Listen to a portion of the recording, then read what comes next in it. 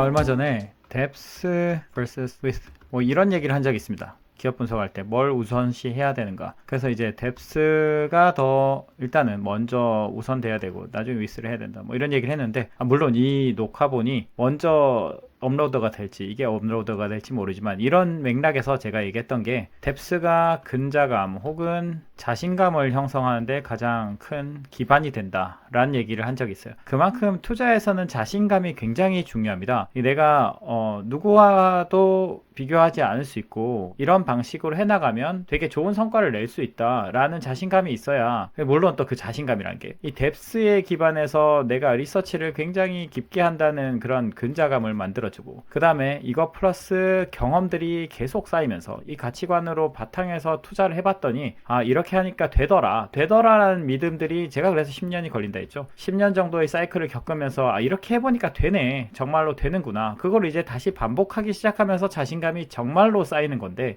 그때부터는 이제 다른 길을 쳐다보지 않고 자기만의 알고리즘을 계속 굴릴 수 있다 이런 얘기를 했었죠. 이런 자신감이 중요한데, 이 비슷한 맥락에서 제가 우연히 생각이 난 얘기가 있어서 한번 얘기를 해볼까 합니다. 비교하는 마음.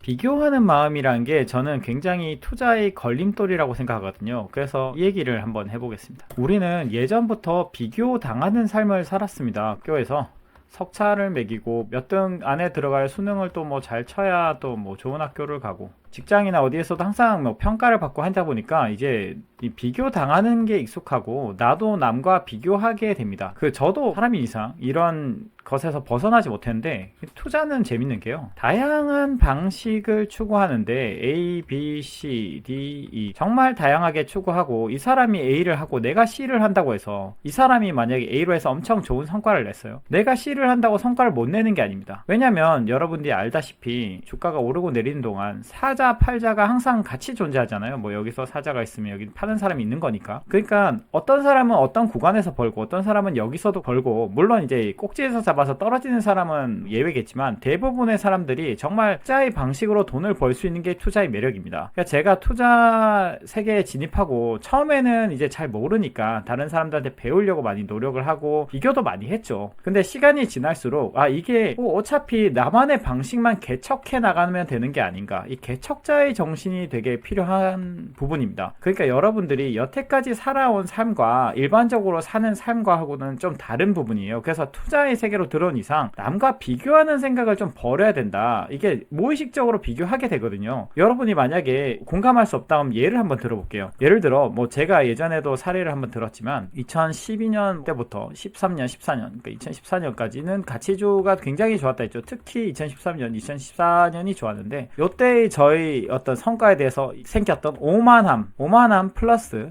2015년, 16년에 어떤 장이 왔었냐면 바이오 장이 왔었어요. 15년 중반이었나요? 정확하게 기억이 안 납니다. 어쨌든 바이오장이 왔는데, 누구나 자기가 강한 섹터가 있습니다. 제가 저번에 얘기했지만 서클 오브 컴피턴시에 해당되지 않는 종목들이 있을 수 있는 거죠. 그렇기 때문에 저한테는 바이오가 그렇거든요. 저한테는 쥐약입니다, 쥐약. 근데 이런 장이 왔다. 그래서 이게 막 성과가 좋아요. 그러면 같이 이제 포트폴리오를 운영하는 회사에 있으면 이제 포트폴리오 매니저끼리 서로 비교를 당할 수밖에 없게 되는데, 그러면 이 섹터를 투자하는 사람들은 성과가 막 몇십 %씩 나는데 나는 성과가 거의 안 나요. 이게 계속 지속이 되기도 합니다. 근데 이거를 내가 비교를 안 할 수 있다고 생각합니까? 이게 비교를 안 한다는 게 참 어려운 일입니다. 나도 모르게 비교를 하게 되죠. 이것만이 아니라 여러 가지가 있죠. 뭐 예를 들면 뭐 세계적인 투자자라고 한번 생각해보죠. 여러분이 지금은 이제 뭐 한국 주식을 하거나 미국 주식을 하거나 보통 하나를 하실 텐데, 만약에 여러분이 한국과 미국과 일본과 베트남과 등등등 뭐 이렇게 종목을 투자해서 글로벌 매니저들하고 경쟁을 하는 사이다. 그러면 이 상황에서 여러분이 나라를 잘못 골랐어요. 예를 들어 2015년 이후에 미국장이 계속 좋았는데 16년, 17년 해서 2021년 뭐 여기까지 굉장히 좋았잖아요. 그러면 미국장을 선택한 사람과 한국장을 선택한 사람은 분명히 다른 성과가 났을 겁니다. 아무리 좋은 종목을 선별한다 해도 당연히 좋은 성과가 미국장을 선택한 사람이 더 잘 나올 수밖에 없죠. 이거는 마켓을 고른다는 게 굉장히 중요한 요소이기 때문에 내가 이걸 골랐더니 성과가 안 난다. 그러면 나도 모르게 비교하는 마음이 듭니다. 또 다른 예를 들어볼게요. 여러분이 만약에 성과를 잘 내고 싶으면 당연히 리스크를 제거하고 싶으면 분산을 하긴 해야 되는데, 이 분산이 또 너무 많이 되면은 성과가 인덱스에 근접하게 되죠. 그렇기 때문에 내가 탁월한 성과를 내기 위해서는 어느 정도 집중이 필요한데, 뭐 저는 그때 말씀드렸다시피 4개에서 5개를 지금은 운용하고 있다고 했는데, 이렇게 만약에 5개를 골라요. 내가 신이 아닌 이상 이 5개 고른 게 과연 정말로 남들보다 성과가 좋게 나올 수가 있을까요? 때로는 안 나올 수 있죠. 왜냐면 이 5개가 운 없게도 계속 눌리는 구간이 있을 수도 있는 거예요. 제가 저번에 말했지만 너무 싸다 생각하면 그게 어느 정도 오를 가능성이 있다 뿐이지, 그게 그럴 수 있다고 정확하게 이어지는 건 아닙니다. 이렇게 바로 튀는 게 아니라 이렇게 기어다니기도 하고 더 내려가기도 해요. 물론 시간이 지나고 나면 3년, 4년이 지나고 나면 결과적으로 내가 성과가 좋을 수는 있겠지만, 그 기간 동안 예를 들어 2, 3년이다, 3, 4년이다 이렇게 기간 동안 다른 사람들은 종목이 좋아가지고 잘 날아가는데, 뭐 화제에 있는 요즘 뭐 태조위방원, 요즘에 태조위방원 이게 어떻게 됐나요? 태조위방원 사실 태종인 것 같은데, 어쨌든 태조이방원 이런 주식들이 막 날아가요. 그럼 나는 가지고 있는 게 상대적으로 덜 날아가잖아요. 그럼 나도 모르게 비교하는 마음이 듭니다. 내가 가진 건 4개, 5개인데 한국장만 해도 2000개가 있는데 그 2000개 중에 다른 게 날아갈 게 훨씬 많거든요. 그러니까 이게 종목 수 때문이기도 하고, 시장의 문제이기도 하고, 내가 할 수 있는 서클 오브 컴피턴시 때문이기도 하고, 정말 다양한 요소에 의해서 내가 언더퍼폼할 확률이 굉장히 높습니다. 어떤 단기적인 시기 동안은. 그러니까 이거를 받아들일 수 있느냐, 이런 부분들이 있는 거예요. 그래서 이런 모든 요소들을 생각했을 때는 생각보다 이 비교하게 되는 성향이 있습니다. 안 그래도 우리가 비교하는 삶을 많이 살아왔는데, 이것만 봐도, 이 3가지 요소만 봐도 섹터, 시장, 종목 수, 종목이 한정된 거, 이런 것들 때문에 어쩔 수 없이 나도 모르게 비교하게 되고, 또 다른 요소들을 보면 여러분이 투자 모임을 한다, 투자 모임이나 뭐 이런 어떤, 아니면 정말로 여의도에 있다, 여의도 마켓에 있다, 그러면 당연히 사람들이 얘기할 수 있는 게 주식 얘기밖에 없거든요. 그럼 주식 얘기를 하다 보면은 비교하는 마음이 들 수밖에 없는 거죠. 누구는 잘하고 있고, 아 나는 좀 못하고 있고 죽쓰고 있고, 이러면은 당연히 나도 모르게 비교하게 됩니다. 그러니까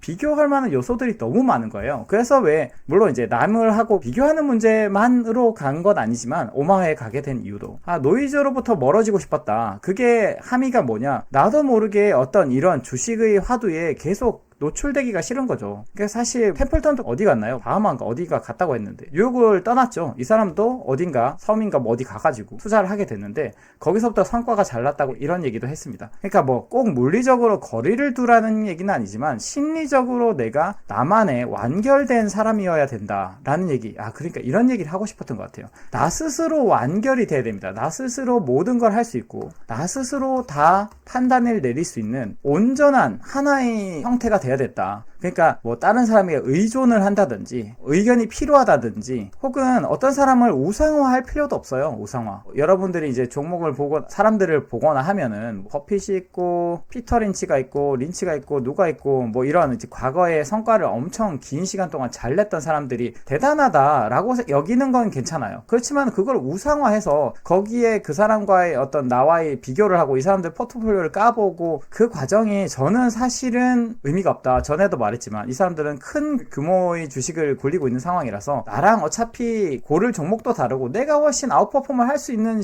상황이에요. 왜냐면 내가 스몰섬이잖아요. 스몰섬이기 때문에 이거는 이 사람이 똑같이 작은 금액을 굴리지 않는 이상 내가 이길 수밖에 없는 게임입니다. 그러니까 내가 이긴다고 당연히 생각해야 되고, 나의 한계를 지을 필요도 없는데, 어쨌든 얘기가 좀 샜지만 누구하고도 비교하지 않고 나 스스로가 완결된 사람이어야 된다는 얘기인 거죠. 그래서 저는 사실 뭐 이런 얘기도 종종 하곤 했습니다. 버핏과의 식사 뭐 이런 거가 보통 있었는데, 과거에는 저도 너무 만나고 싶어 했어요. 버핏도 만나고 싶고, 정말 잘한다는 뭐 하워드 막스나 정말로 되게 클래스를 운영한 사람들 실제로 만나가지고 가서 얘기 좀 들어보고 싶고 그랬는데, 내가 내 스스로 어느 투자의 길을 완결을 시키면 거기에 집중하는 게 사실 더 좋습니다. 내 스스로 완결되는 거, 이게 더 중요합니다. 이것만 되면은 사실 이 사람들하고 대화할 필요도 사실은 잘 없다고 생각해요. 왜 그러냐? 첫 번째로 일단은 이 버핏이나 뭐 정말 유명한 사람들은 정말 많은 매스 커뮤니케이션에서 많이 나왔고, 정말로 많은 글을 남겼고, 투자 서한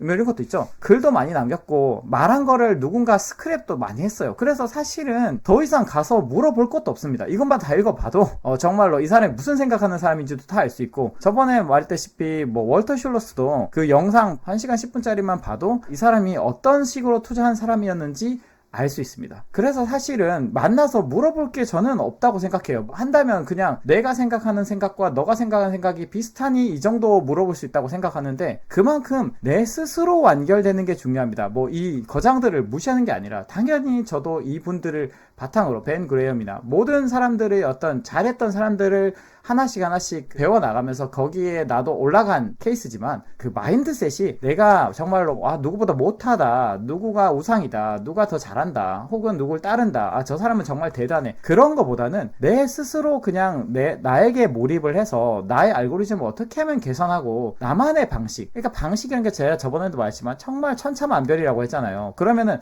미묘하게 분명히 이 사람과도 다를 거고, 피터 린치하고도 다를 거고, 월터 슐러스하고도 다를 거고, 하워드 막스하고도 다를 겁니다. 여러분들이 할 방식은 여러분의 개성이 포함된 여러분만의 방식이에요. 그러니까 내 방식을 만들어내려고 해야 되는데, 다른 사람하고 비교하고 다른 사람은 어떻게 하는지 보고 그걸 카피하고 해봐야 소용이 없습니다. 성격이 다르잖아요. 그래서 사람마다 다 다르기 때문에 성격만큼 다르고, 그래서 여러분의 방식을 만들어 나가는 게 중요하다, 요 얘기를 하고 싶었습니다. 그래서 정리를 하자면, 비교를 하는 마음이 들 수 있습니다.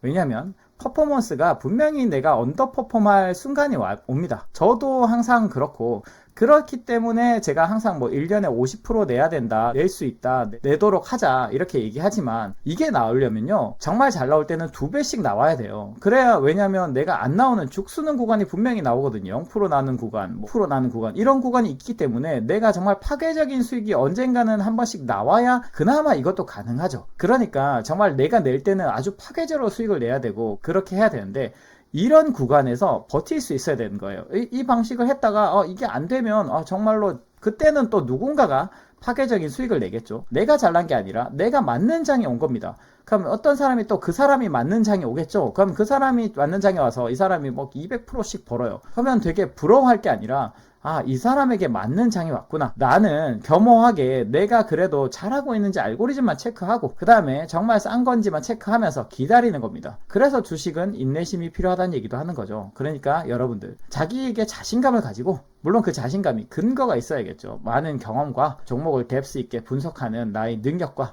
그런 거를 개발하긴 해야겠지만, 그 뒤부터는 나의 알고리즘을 개발하고 인내심 있게 기다리기만 한다면 이게 다시 자기만의 장이 와서 또 좋은 성과가 날 거고, 그거를 종합했을 때 나중에는 자산이 커지면 20%대, 자산이 적을 때는 50%대, 이렇게 성과가 날 수 있다, 요 얘기를 한번 하고 싶었습니다.